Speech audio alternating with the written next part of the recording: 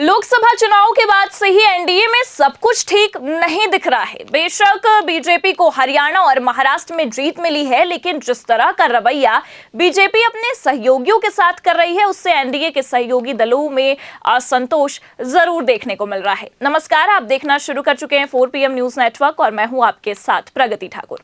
पिछले कुछ दिनों से देश की सियासत के केंद्र बने बिहार में एनडीए का भविष्य बिल्कुल अंतिम पड़ाव पर दिख रहा है, क्योंकि बीजेपी बिहार में अकेले दम पर ही चुनाव लड़ने की योजना बना रही है। तभी तो वो एक एक करके एनडीए के अपने सहयोगियों को ही किनारे लगाने में जुटी हुई है।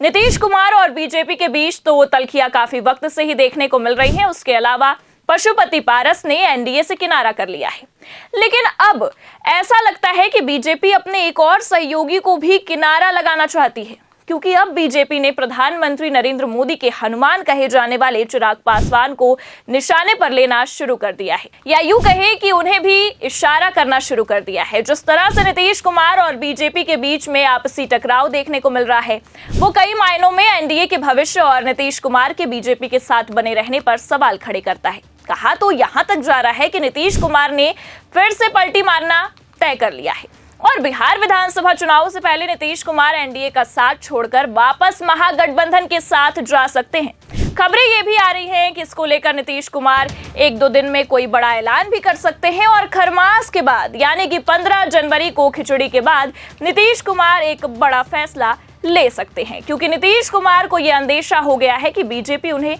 किनारे लगाना चाहती है और इस चुनाव में खुद को आगे रखकर मुख्यमंत्री की कुर्सी पर भी अपना ही कब्जा जमाना चाह रही है। नीतीश कुमार और बीजेपी के बीच तो असंतोष की खबरें आ ही रही थी, लेकिन इसी बीच अब बीजेपी अपने एक और सहयोगी को भी साइडलाइन करने के फिराक में दिख रही है, जिससे बिहार में एनडीए के लिए मुश्किलें और भी ज्यादा बढ़ सकती हैं। नीतीश को किनारे लगाने में लगी बीजेपी अब प्रधानमंत्री नरेंद्र मोदी के हनुमान के पीछे पड़ गई है। ऐसा लगता है कि बीजेपी ने इस बार बिहार में अकेले ही चुनाव लड़ने की प्लानिंग कर ली है।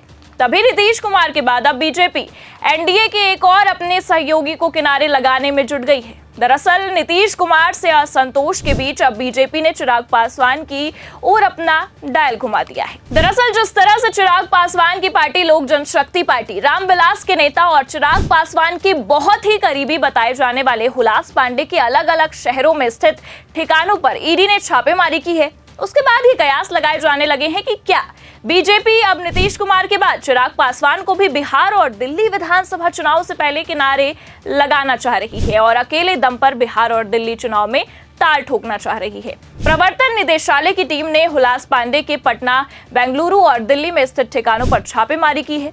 बता दें कि हुलास पांडे बिहार के बहुचर्चित और बाहुबली नेता हैं। हुलास पांडे पर कई तरह के आपराधिक मामले भी दर्ज है, लेकिन उन पर इन मामलों में कभी कोई कार्रवाई नहीं हुई है। पर अब जिस तरह से बिहार विधानसभा चुनाव के करीब आते ही चिराग पासवान के करीबी पर ईडी ने धावा बोला है, उसके कई सियासी मायने भी निकाले जा रहे हैं। दरअसल चिराग पासवान के करीबी पर हुई ईडी की कार्रवाई इसलिए भी सवालों में है, क्योंकि खुद को पीएम मोदी का हनुमान बताने वाले चिराग पासवान पिछले कुछ मौकों पर एनडीए सरकार की नीतियों पर ही इशारों में सवाल उठा चुके हैं, या यूं कहे कि वो कुछ मामलों में बीजेपी से अलग सुर लगाते दिख रहे हैं। फिर चाहे वो लेटरल एंट्री का मुद्दा हो, जातिगत जनगणना का मुद्दा हो या फिर आरक्षण का मुद्दा हो, इन मामलों में चिराग पासवान ने बीजेपी से अलग राग जरूर अलापा है और इन पर सवाल उठाया है। बस यही कारण है कि अब चुनावी मौसम में चिराग पासवान के करीबी पर ईडी का एक्शन काफी कुछ इशारे करता है। कहीं न कहीं चिराग पासवान की ये प्रतिक्रियाएं देखने और बीजेपी से अलग सुर अलापने के चलते ईडी की इस कार्रवाई को चिराग पासवान के लिए एक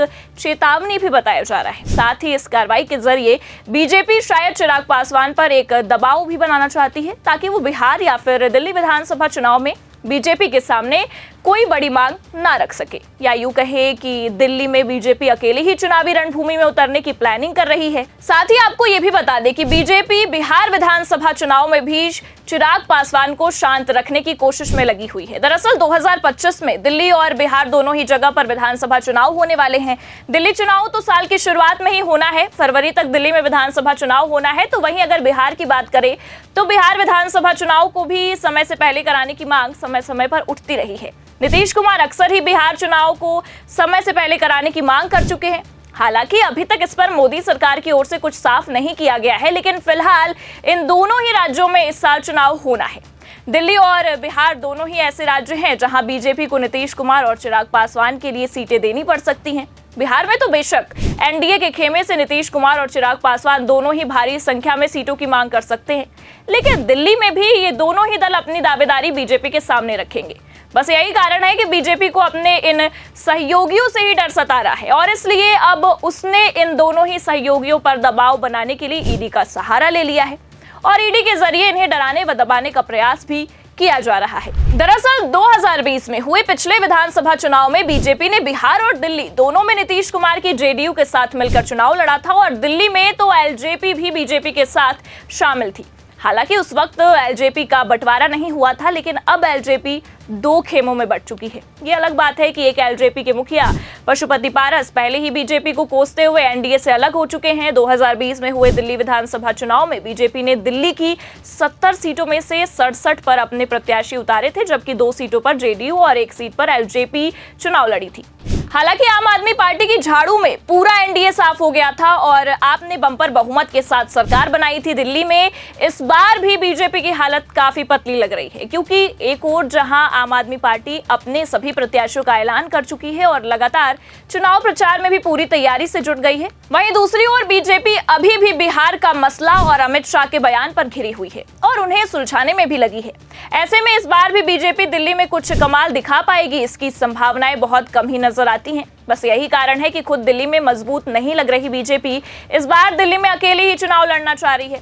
ऐसे में बीजेपी को यह भी डर सता रहा है कि चिराग पासवान या नीतीश कुमार उस पर फिर से दिल्ली में हिस्सेदारी लेने के लिए दबाव ना बनाने लगे, इसलिए बीजेपी पहले से ही इन दोनों ही दलों पर दबाव बनाने का काम कर रही है और इन्हें ईडी का डर दिखा रही है। हालांकि बीजेपी की इन मंशाओं की भनक कहीं न कहीं नीतीश कुमार और चिराग पासवान को भी लगने लगी है। तभी हाल ही में दिल्ली में जेपी नड्डा के घर पर हुई एनडीए की बैठक से भी नीतीश कुमार नदारद रहे, तो वहीं चिराग पासवान भी कोई खास एक्टिव नहीं दिखे।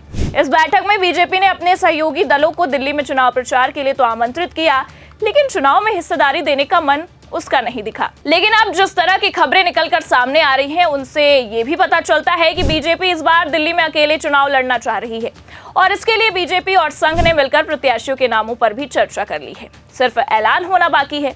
इससे पहले बिहार एनडीए के एक अन्य साथी जीतन राम मांझी भी दिल्ली में बीजेपी से हिस्सेदारी मांग रहे थे, लेकिन बीजेपी ने उन्हें भी कोई भाव नहीं दिया, जिसके बाद जीतन राम मांझी ने दिल्ली विधानसभा चुनाव में अकेले ही चुनाव लड़ने का ऐलान कर दिया है। जीतन राम मांझी की हम पार्टी ने यह भी कह दिया कि जल्द ही उम्मीदवारों की सूची की घोषणा भी कर दी जाएगी। हम के सूत्रों का कहना है कि उन्होंने कई बार बीजेपी नेतृत्व से संपर्क किया, लेकिन उनकी तरफ से उन्हें कोई प्रतिक्रिया नहीं मिली, जिसके बाद अब पार्टी ने अकेले ही चुनाव में जाने की सोच ली है।